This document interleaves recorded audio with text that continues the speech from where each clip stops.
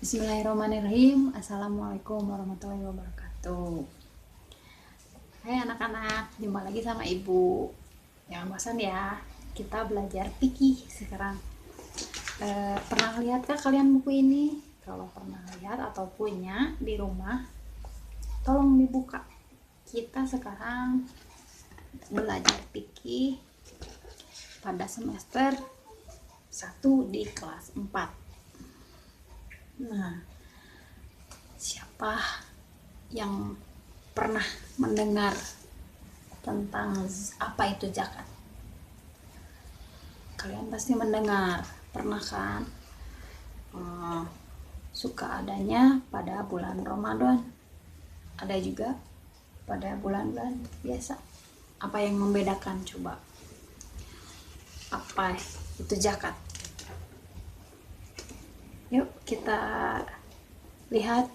Kalau yang punya buku, buka halaman berapa nih ya? Pokoknya pelajaran 1 semester pertama tentang zakat. Di sini ada anak-anak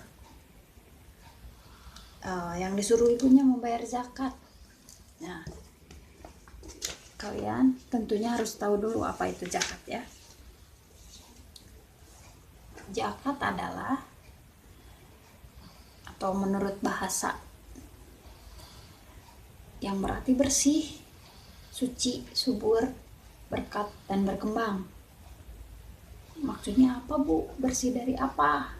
Zakat itu kenapa harus dikeluarkan? Sekarang Ibu akan bahas ya. Bersih di sini bersih jiwa kita atau kelakuan kita yang buruk dibersihkan melalui cara mengeluarkan zakat. Misalnya pada bulan Ramadan mulai kita start melaksanakan saum, terus harus diakhiri dengan harus mengeluarkan zakat. Mengeluarkannya sebelum sholat Idul Fitri dimulai, atau subuh-subuh lah sebelum melaksanakan sholat Id, kita membagikan zakat. Kenapa Bu harus membagikan zakat? Bisa harus dibagikan. Terus kepada siapa dibagikannya? Apa aja syaratnya Bu untuk yang harus mengeluarkan zakat? Nih, zakat itu kan untuk membersihkan diri kita ya, jiwa kita, badan kita. Jadi kalau kita ingin bersih kembali, keluarkanlah zakat. Syaratnya apa? Harus memenuhi syarat nih. Kita lihat syarat untuk orang yang mengeluarkan zakat. 1, beragama Islam. Ya. Di sini dikatakan 1, beragama Islam. B, yang kedua, mempunyai kelebihan makanan. Yang ketiga atau C, anak yang lahir sebelum matahari terbenam pada akhir bulan Ramadan. Yang keempat atau D, orang Islam yang meninggal setelah matahari terbenam pada akhir bulan Ramadan. E, dikeluarkan pada bulan Ramadan dan sebagian dari awalnya bulan Syawal sebelum sholat Id. Nah, itu syarat-syarat untuk orang yang mengeluarkan zakat fitrah ya. Menurut istilahnya apa Bu zakat fitrah? Sekarang menurut istilah, mengeluarkan sebagian harta tertentu untuk diberikan kepada orang-orang yang menerimanya. Siapa saja syarat-syarat orang yang menerimanya itu? Ada 8 asnaf. Contohnya ada di halaman orang-orang yang berhak menerima zakat nih, ada pada halaman 18 dalam rangkuman. Contohnya fakir, miskin, amil, mu'alaf, hamba sahaya, gorim, ibnu sabi, dan musafir. Nah, itu 8 asnaf itu yang harus menerima zakat. Selain daripada itu tidak berhak untuk menerima zakat. Dan kenapa Bu harus mengeluarkan zakat? Tadi udah tahu dasarnya apa Bu. Kalian orang Islam bukan? Kalau kalian orang Islam, yuk kita buka Qurannya. Quran surat An-Nisa ayat 77. atau surat keempat ayat 77 yang berbunyi A'udzubillahi minasyaitonirrajim wa aqimus sholat wa atuz zakat. Artinya, laksanakanlah sholat dan tunaikanlah zakat. Nah, itu perintah Allah dalam Quran surat An-Nisa yang menjadi dasar bahwa kita sebagai orang Islam harus mengeluarkan zakat. Kalau tidak mengeluarkan zakat berarti bukan orang Islam dan tidak mengakui kalau Al-Quran itu pedoman umat Islam. Kalian harus hafal Quran tersebut. Nanti pada sesi terakhir atau sehabis mata pelajaran ini akan diminta tugas ku ibu tentang hafalan ini, surat ini ya, gampang.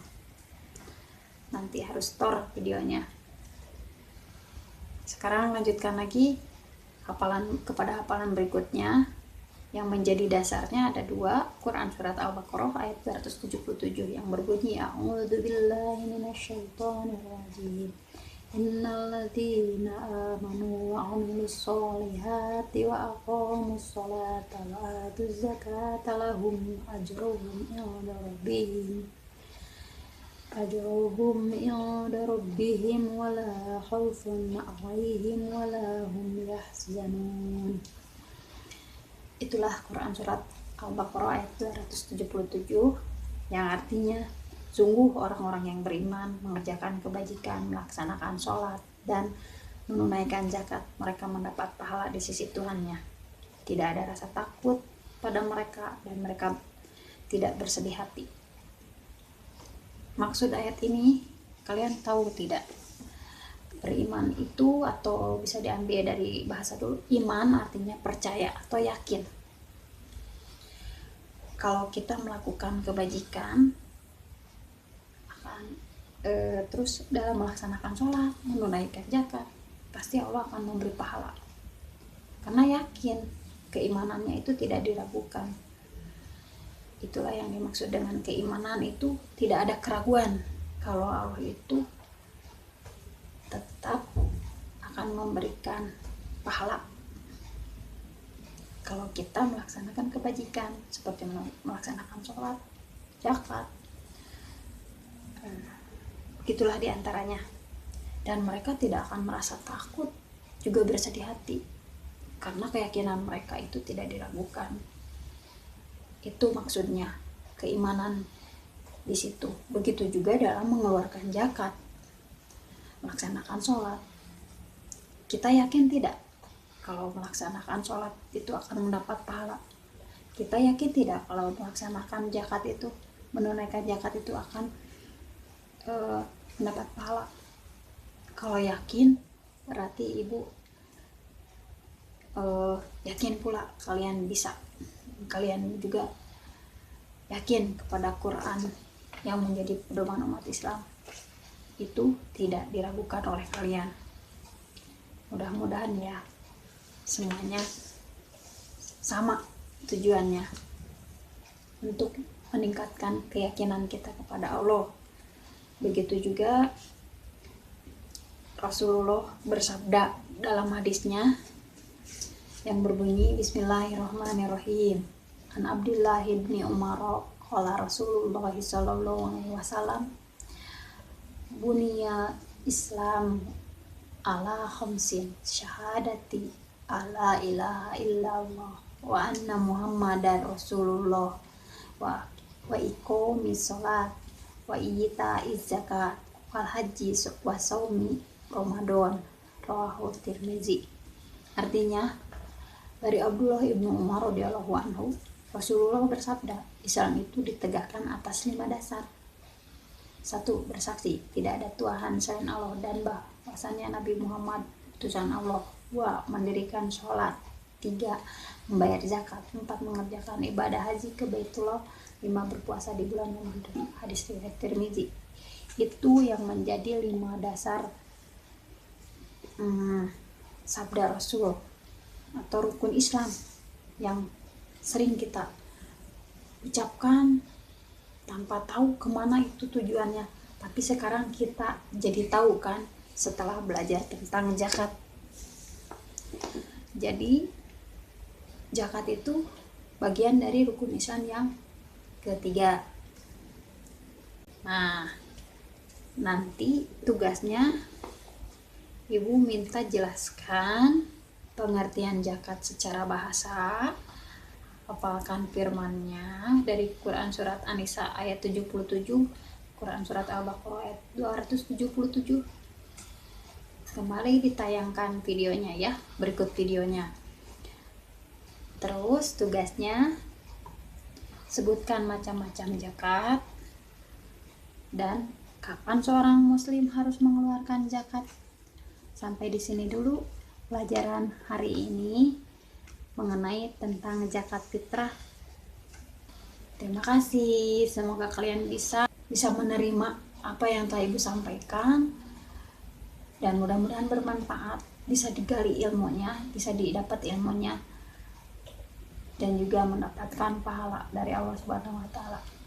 Assalamualaikum warahmatullahi wabarakatuh. Jangan lupa tugasnya anak-anak ya.